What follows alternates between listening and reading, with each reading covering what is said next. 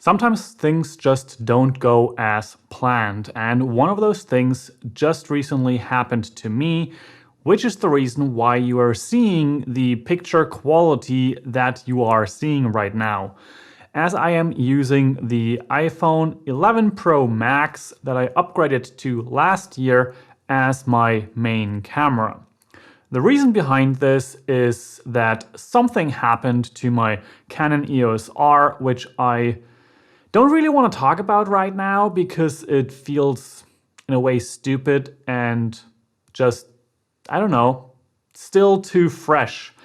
The only thing that I do want to say at this point is that this piece of my gear, the Canon EOS R, which is the heart of my video production, so to say, because it is the one place that captures all of the image for me, is right now shipped off to repairs.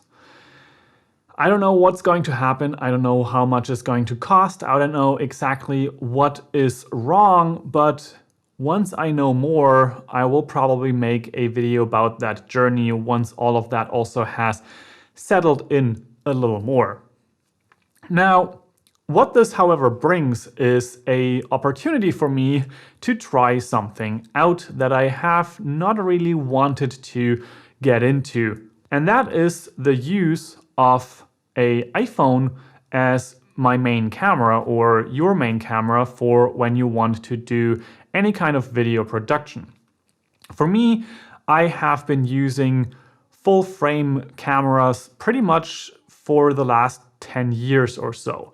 So I don't really know how it is when you start out and you just have, for example, a modern phone like an iPhone, and pretty much any iPhone from the last few years will suffice.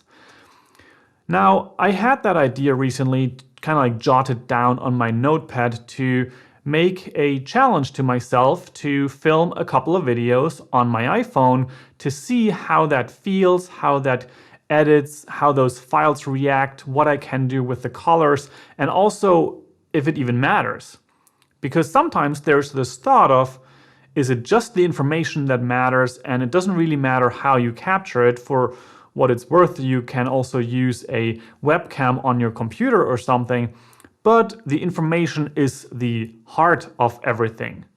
And then I look at my Canon EOS R footage, and even though the 4K is heavily cropped and all those kind of nitty-gritty details that aren't as perfect as I would wish them to be, it is a decidedly better image than if I shoot with my iPhone.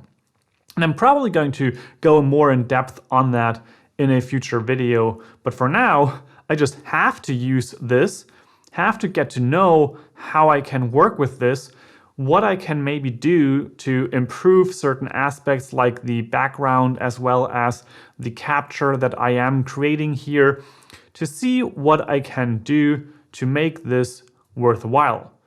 But it's also a training in letting go of perfectionistic, kind of like traits, I would say.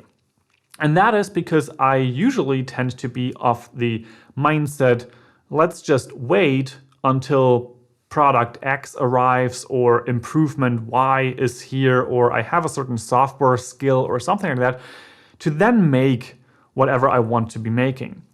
Problem is that, as you are seeing this video, I want to make more consistent videos, and it's not necessarily possible for me right now to just go out and buy a replacement so that I can have one ASAP. And the channel is also not really earning enough that it would make sense for me, for example, to rent a camera replacement for the duration of this situation.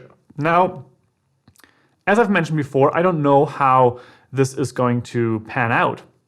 All I do know is that I don't want this to hold me back in my pursuit of making more videos for this channel for you out there and share more information. And I have this inner pull to wait and get the camera back and then make those videos Also because I, in my mind, don't want to produce high-end or high-quality information videos that might be useful in a year or two from now, but have this quality that I am recording with right now. And I think that that really needs a reset in my mind, kind of like a social media detox, kind of like a full frame detox, so that I can step away and say, yeah, this is still something very real, something very possible. And I've just seen that from the beginning of 2020, when Nicole, my partner, started making YouTube videos and going in for those yoga videos that she was producing or is producing on her channel.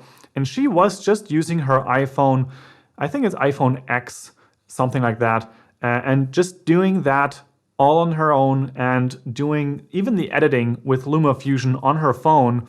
And all of that really still works. It's something that is kind of hard to wrap my head around in a way, because I know that there's so much more possible. But then again, what does someone think that, I don't know, has experience shooting on a Red or a Alexa or something, and then they want to shoot something, I don't know, in their home office, and usually you don't have an Alexa for multiple grands around your house, and you just have to use something cheaper.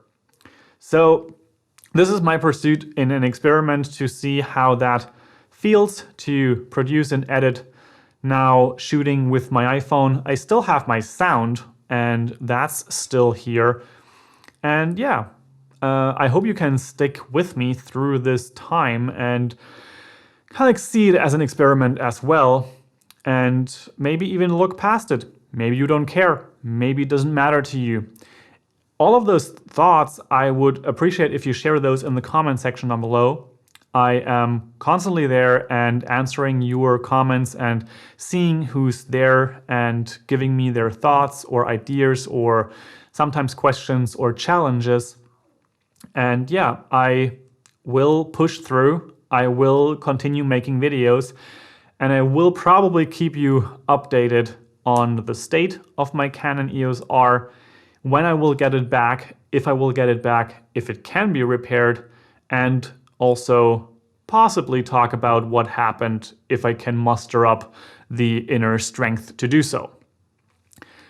With all that said, this is a bit of a story time today, but I hope you're getting through this time of this year. Even if you have stuff thrown at you, life's just not going as you would want it to, because this is also just one piece of many of things that are currently going on in life with us, at least here.